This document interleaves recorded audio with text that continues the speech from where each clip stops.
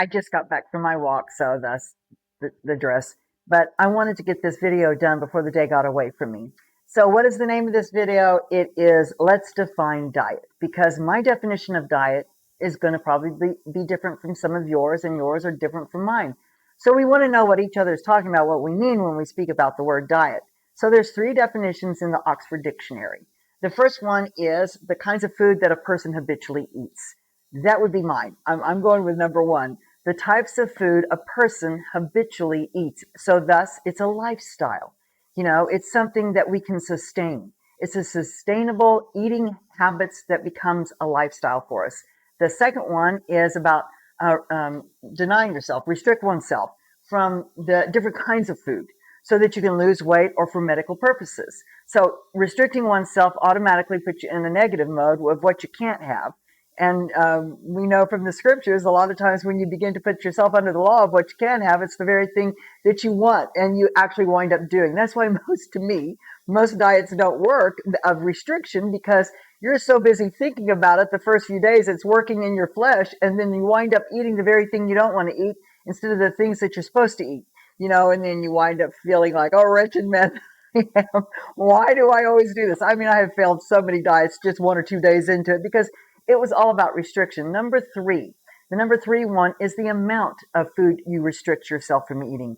So it's like portion control and restriction. Now that's a good thing, but let it be organic. Let it be something that you evolve into, because the minute you begin to put yourself under, I can't have this, I can't have that, your body starts talking to you, and you go into food noise, and the very things you're not supposed to eat, once again, that's what you break your diet with, usually a day or 2 into it. So we don't want that happening. There's little tricks of the trade that you can do for yourself that keeps you from that. For instance, many years ago, when I first started being aware of all this for myself, I would be sitting at a dinner table, and I realized, okay, my mind would start telling me, my body started telling me, my spirit would line up, I'm full. So when I realized I was full, but there's still food on my plate, my habit was to eat it, because I was raised in the generation where we were told to eat everything on that plate because of the starving children in other countries. And so we just became little gluttons and overeating and going beyond when we knew we were full, and not stopping. And so it really began to create habits of overeating in our lives. But we're in a new day now, and many of you have already dealt with this. I've dealt with this, and I continue to stand against it. That we eat till we're full. Because here's the thing: in Matthew, I think it's, what is it? Matthew 14:20. 14:20.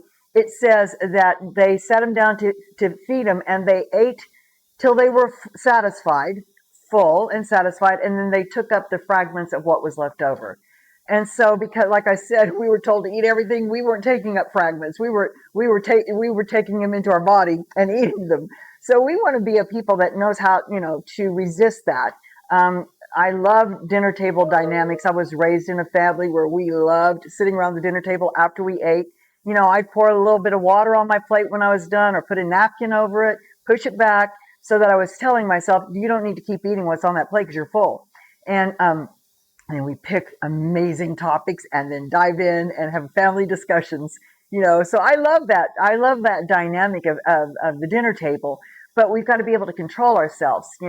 Once we're full, push that plate back.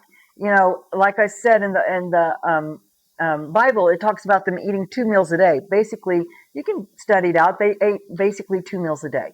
And so, and then they ate till they were satisfied, and then they took up what was left over. And here's the deal. I believe, this is my word, okay? Replacement foodology. This is a term I've come up with for myself, because becoming a carnivore, and once again, we're going to talk about the different diets. I love the Mediterranean diet. I love, keto is great. There's all kinds of diets out there that are sustainable, that are habitual lifestyles that you can sustain and make a lifestyle for yourself. What happened to me, I'm going to tell on another video, is kind of an accidental or evolving carnivore is what I became. And so I find out with myself, it's not about what I can have. I don't feel the least bit deprived. Why? Because of replacement foodology. where people, would use flour or this, that to make breads or, mixes to make waffles or pancakes.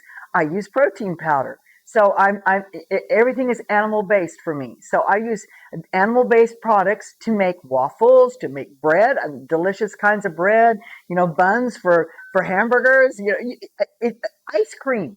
There is carnivore ice cream, which is made from protein powder, which is delicious.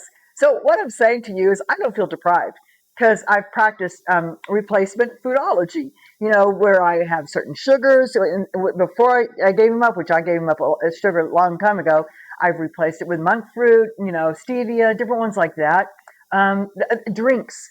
I stopped Diet Cokes back in the 90s, and I just don't drink sodas or Diet Cokes or anything diet. What I love is the flavored seltzer waters that are 000, no sugar, no anything.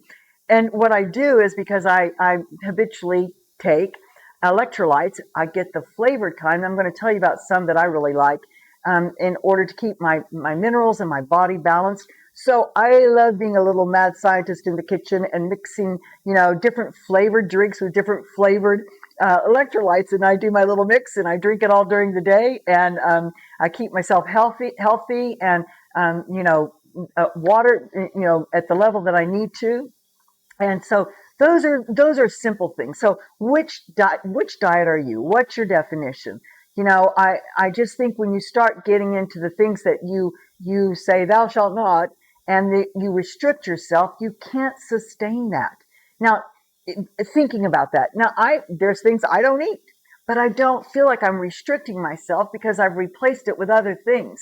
And so, I'm a happy warrior when it comes to food, for my lifestyle that works for me. Let's figure out what works for you. And have you been one of those that have been restricting yourself and you're frustrated? It's not working and you don't know what to do. Here's the other thing. I'm going to end it here. Sometimes you have to be taking in whole foods and healthy foods and non-processed foods. That's kind of important. But, sometimes you're doing that, and I'm going to tell the stories where I divulge what happened to me. I was doing everything right, and I was stuck. I still, made it. It just wasn't moving. I wasn't losing weight. I didn't know why.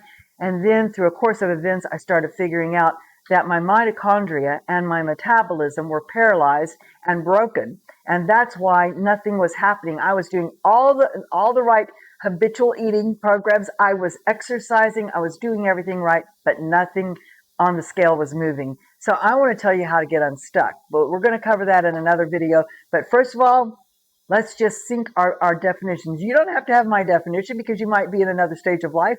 But I want you to know what my definition is. So when I'm talking about diets, I'm talking about a habitual lifestyle that I can sustain. All right.